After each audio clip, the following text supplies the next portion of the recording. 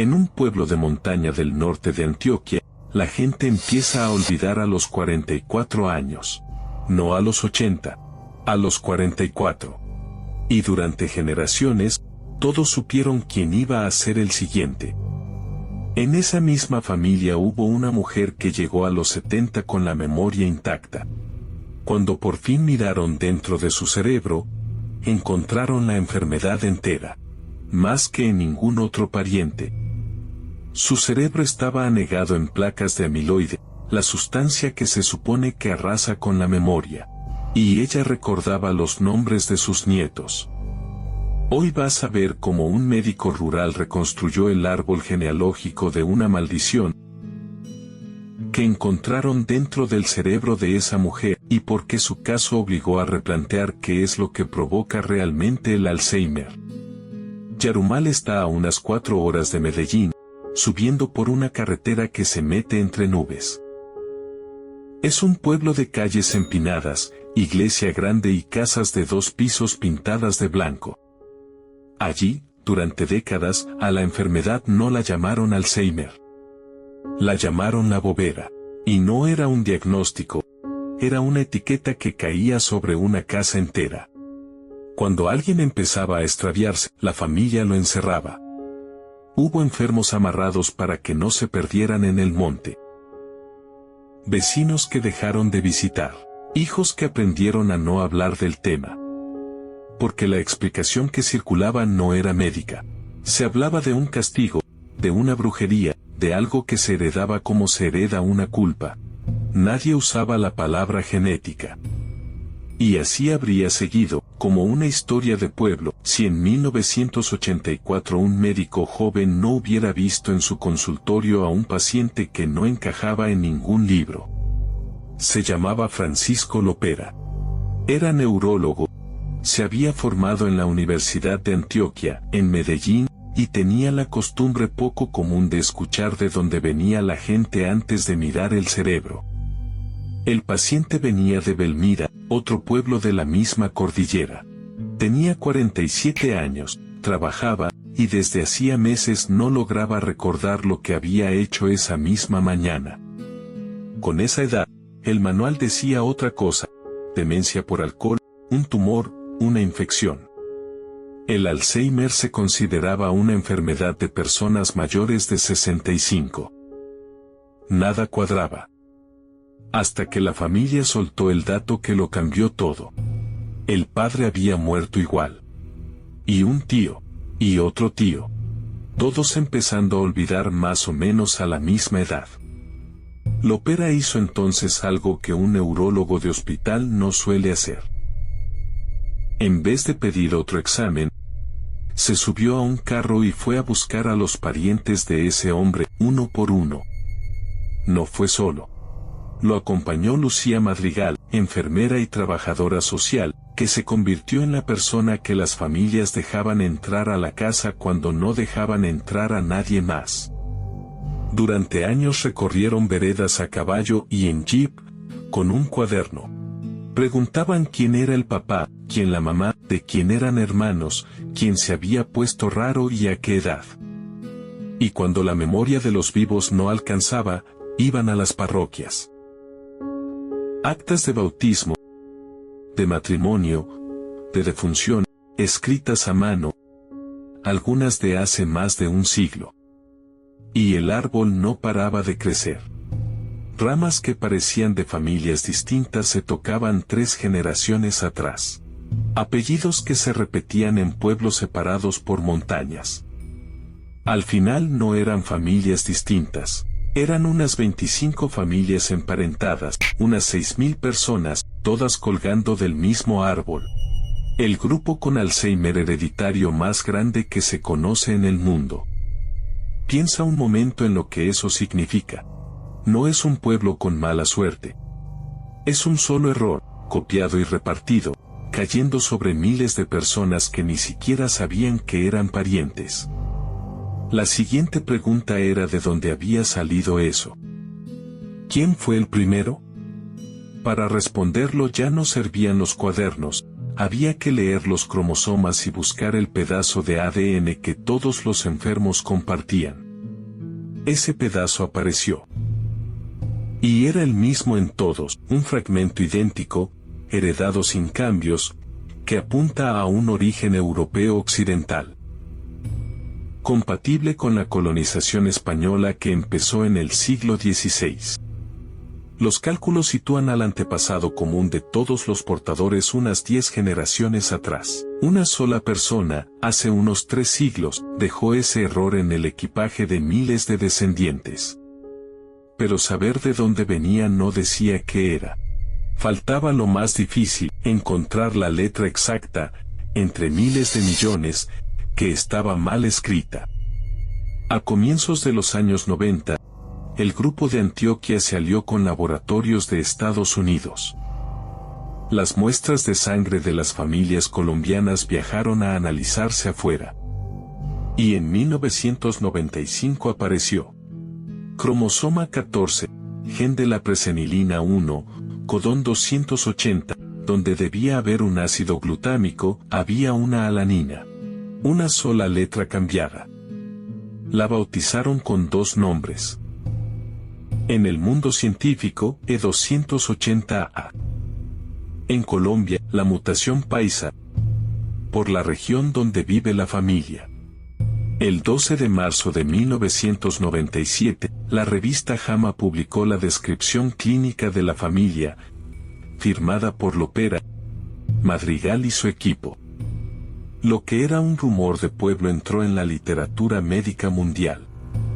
Y con la genética llegaron las cifras. En los portadores, los primeros fallos de memoria aparecen a una edad mediana de 44 años. La demencia, a los 49. Y hay algo peor que el número. Esta mutación no aumenta un riesgo, lo garantiza. Quien la lleva, enferma. No hay dieta, ni ejercicio, ni suerte que lo evite. Cada hijo de un portador tiene la mitad de probabilidades de haberla recibido. Media familia sigue adelante. La otra media empieza a contar los años que le faltan para cumplir 44. Pero dentro de ese registro, entre miles de personas medidas una y otra vez durante décadas, había alguien que no seguía la regla. Y durante años nadie entendió por qué. Se llamaba Lidia Rosa Piedrahíta de Villegas. Era portadora de la mutación paisa, la misma que había matado a sus parientes antes de los 60. Y a los 70 seguía llevando su vida. Cuando el equipo lo verificó, la primera reacción no fue entusiasmo. Fue sospecha. Un error de etiqueta, una muestra cambiada, un apellido repetido. Revisaron la genética otra vez. Era ella.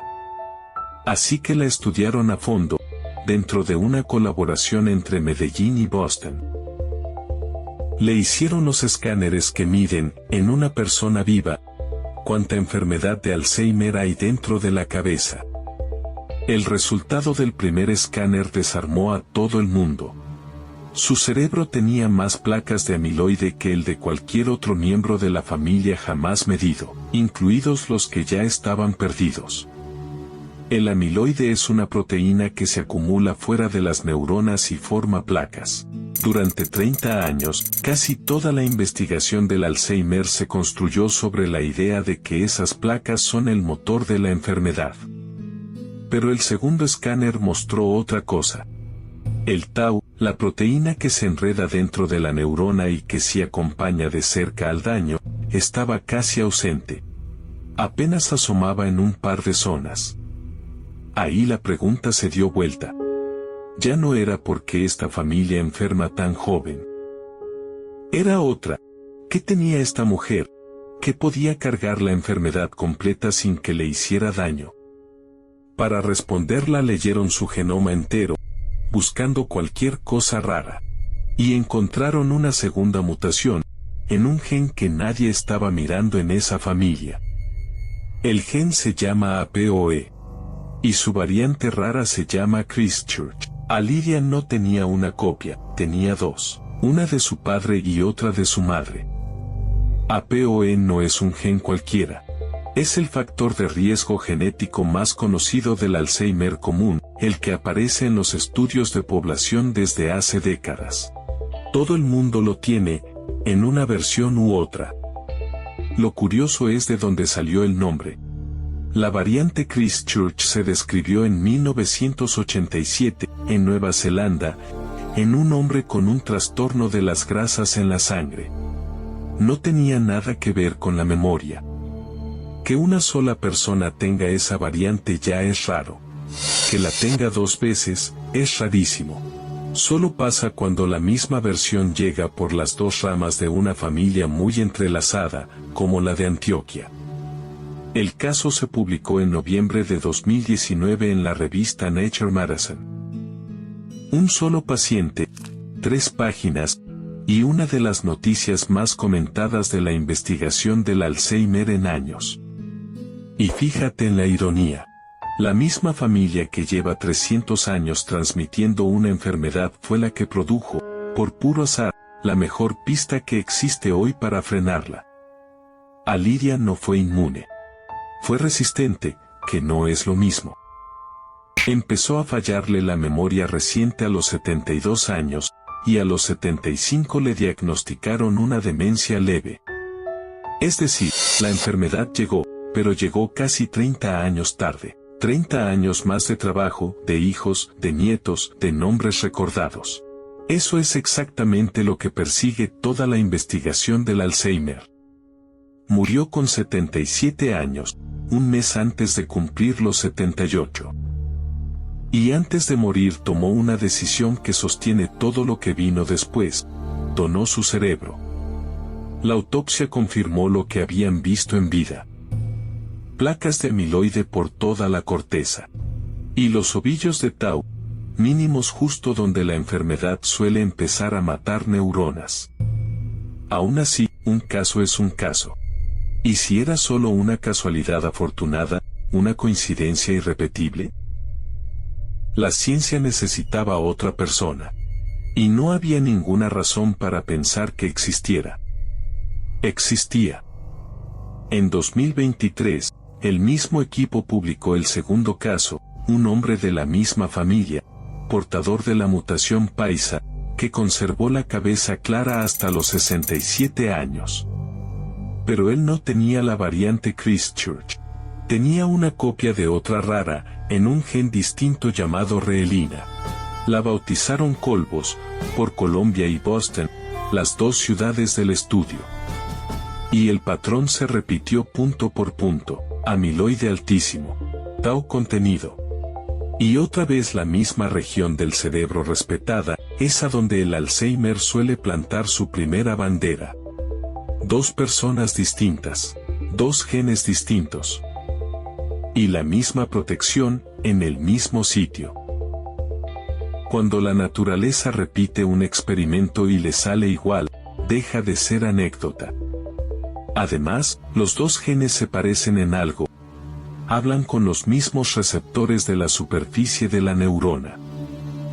Es decir, los 2 casos apuntan a una misma vía, no a 2 coincidencias sueltas.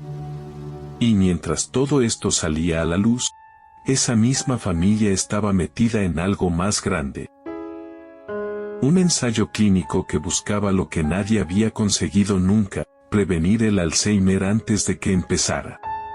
El fármaco se llamaba Crenezumab y atacaba precisamente el amiloide. Participaron 252 personas de la familia, sanas, muchas jóvenes, durante años de inyecciones y pruebas. Muchos entraron sin saber si eran portadores. Para no romper el equilibrio del estudio, el ensayo incluyó también a familiares sin la mutación. Nadie sabía en qué grupo estaba. En junio de 2022 llegó la respuesta, y fue la mala. El fármaco no logró frenar de forma significativa la caída de la memoria ni del pensamiento. Años de esperanza cerrados en un comunicado. Y ahí queda el contraste más incómodo de esta historia: el medicamento que barría el amiloide no evitó la enfermedad. La mujer que tenía el cerebro rebosante de amiloide no la desarrolló. Eso no tumba la hipótesis del amiloide, pero le pone una condición. Tener placas no basta para perder la memoria. Lo que hace el daño es lo que pasa después, cuando el Tao empieza a extenderse. Por eso hoy hay laboratorios intentando copiar lo que hacía el cuerpo de Alidia, anticuerpos que imiten el efecto Christchurch, terapias que lleven esa variante a las neuronas. Y aquí toca ser honesto, porque este canal no vende milagros, nada de eso ha demostrado todavía que funcione en personas. Hoy es una pista extraordinaria, no un tratamiento. Y el hombre que empezó todo esto no alcanzó a ver el final. Francisco Lopera murió el 10 de septiembre de 2024, en Medellín, a los 73 años, después de casi 4 décadas con la misma familia. El trabajo siguió sin él, porque nunca dependió de una sola persona. Depende de familias que siguen viajando a Medellín a hacerse pruebas y que siguen donando el cerebro de sus muertos. Así que esto es lo que había dentro del cerebro de aquella mujer, la enfermedad completa, sin frenos, y encima una segunda mutación, heredada por casualidad, que impidió que el daño se propagara. Lo que todavía nadie sabe explicar del todo es cómo lo hizo. ¿Por qué esa variante frena al Tao justo ahí, y si se puede reproducir en alguien que no nació con ella? Esa parte sigue abierta. Y esa es la pregunta que te dejo. Y es de este caso concreto. Si tu apellido estuviera en ese árbol de Antioquia, ¿te harías la prueba genética sabiendo que hoy todavía no hay tratamiento? Déjame tu respuesta en los comentarios.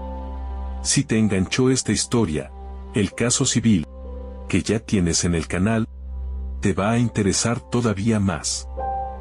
Y si te gustan estos casos reales bien documentados, suscríbete, que aquí sale uno nuevo cada día.